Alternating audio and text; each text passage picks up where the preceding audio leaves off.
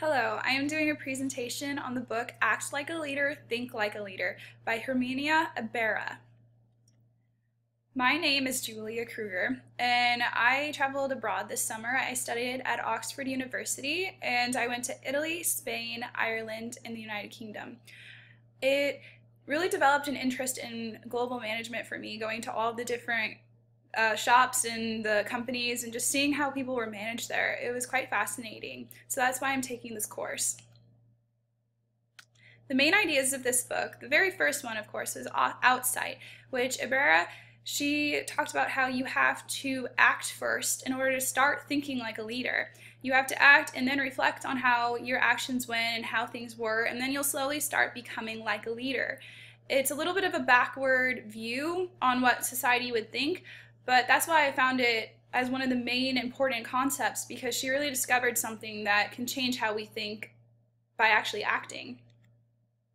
There were 4 different weaknesses that Ibarra talked about in our networks, which I thought was quite surprising, because a lot of books or people in management tell you, oh, you have weaknesses in your network, you need to fix it. But she actually described 4 different types of how you have weaknesses in your networks.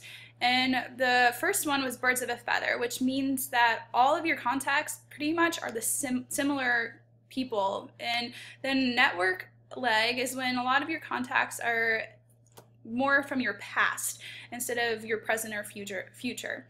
And echo chamber is when a lot of your contacts know each other, so that means that it kind of becomes hollow in the depth of your network. And then pigeonholing is when a lot of you stay with your status quo and you don't try new things and you get kind of stuck in your old network. And one of the other main ideas that I found interesting was that when you're trying to inspire your audience or your company or team members, you have to have a why of why you believe something. The book used the example of Margaret Thatcher and how she grew up in a more poverty-stricken family and very simple life, and her dad had it that way, and she grew up that way, and it really affected her view on life. And when the British economy was in the tank and she was trying to get it revived, she used her past as trying to connect with how the audience was feeling at that moment, how her country was feeling. And a differing perspective that I had on the book was that we tend to think that we know more than we do and that we are better than we are, is what Ibarra said. And I slightly differ with this. I understand that some people have a view that they are quite high up in some areas, but a lot of us struggle with insecurity. And according to an article I found by Tony Schwartz on the Harvard Business Review, that insecurity plagues consciously or subconsciously every human being I've met. And I agree with that. He gave how to come out of your insecurity, and I create this model that you assess your abilities and your shortcomings first. I used his information and put it into this, and then you address and fix the problems, and then with confidence, and then you overcome your self-doubt, and that's how you can become more confident. But I didn't quite agree with her that we always think highly of ourselves, because insecurity is everywhere. And she talked about chameleons and true selfers in her book. And true selfer, an example of me being a true selfer, is in speech class my freshman year. I was quite timid and shy as a freshman. I didn't know what I was doing, and it was a little bit of a higher class than I was used to in level-wise. And we had speeches, and I let my true self of being more shy overcome my ability to give a speech and the best ability that I could have. And that affected my grade, and I got really nervous up there, and I just was too much of my true self that I didn't take on the chameleon role of getting out of my comfort zone and being outgoing and energetic. The next is an example of me being a chameleon, which actually was quite recently. I volunteered to be a volunteer at Big Red Welcome for an organization that I'm involved in. And I had to be quite outgoing and give out pamphlets and try to talk to people about our organization and what we stood for, what we were doing. And it put me out of my comfort zone.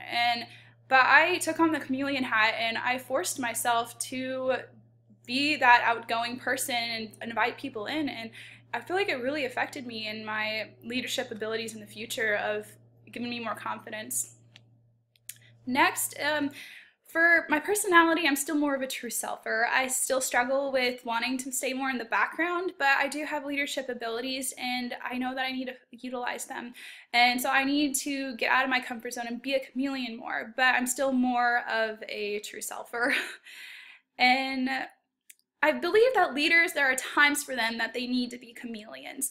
But I do think there are exceptions that at times you can revert back to being a true selfer, such as if you're a manager and you're just doing some paperwork in your office and you don't have your team around and it's just you.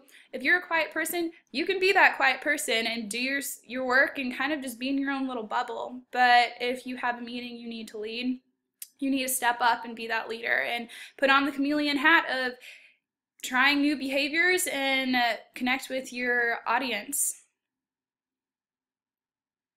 Ibarra talked about 3 different types of networks. One was operational, another personal, and the last strategic. And I believe that the most important is strategic. It's the most difficult too, I believe, because you have to envision your future and where you're going in life, and it is quite hard to put yourself out of your comfort zone, trying to find new contacts. And by doing that, it's a challenge in knowing who to connect with too, because you have to look forward and see what contacts you're going to need, what areas you're going into, and also have a wide span so that it'll help you in the future if you go into something that you didn't think you would and you need somebody else to contact in another area, which is connective advantage that she talked about, the ability to form networks that can go across each other.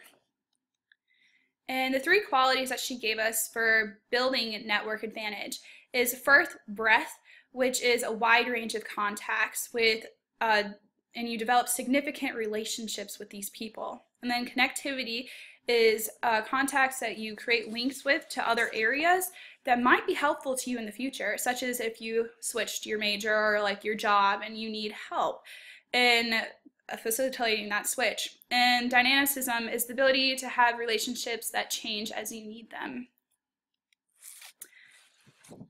And a leader of notice. In my family, we are from German descent, and Albert Jaeger was his name, and he was from Germany, and he was part gypsy.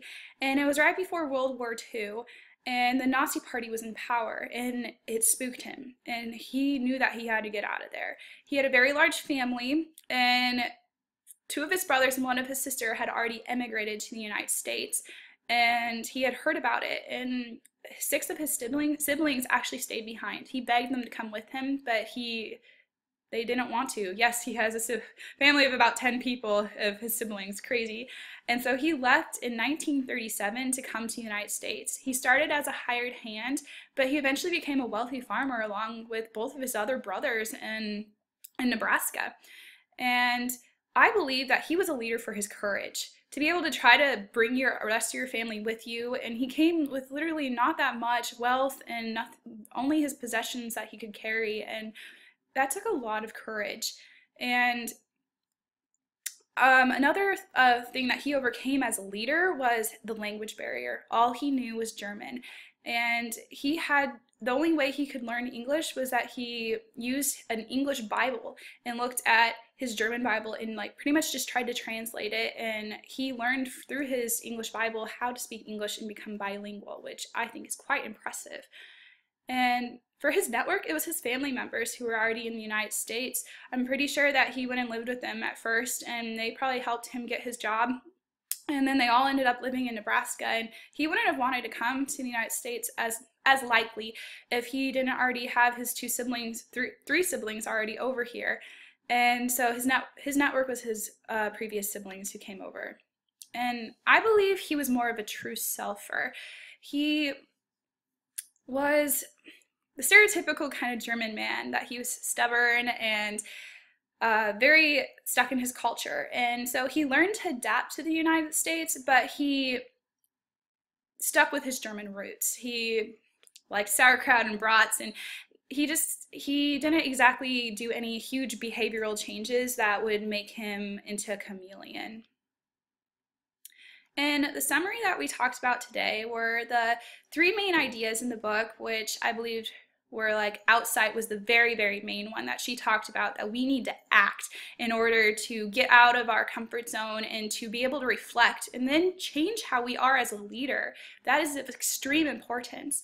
Disagreement, just pretty much the insecurities. And then chameleons and true selfers, just leaders need to be chameleons at times. And Obama is a perfect example that they gave in the book. He is amazing at going to different countries and being a chameleon. But true selfers, you can be a true selfer still and be a fantastic leader. Different types of network of strategic being the most difficult, but the one that you really need to develop to be able to go forward in your future. And then my ancestral leader of Albert Yeager, of my great uncle, and he was a fantastic man who I believe is an amazing leader, and the courage that it took for him to leave the United States. And not leave the United States, go to the United States. And so thank you very much for listening to this presentation, and it was my pleasure.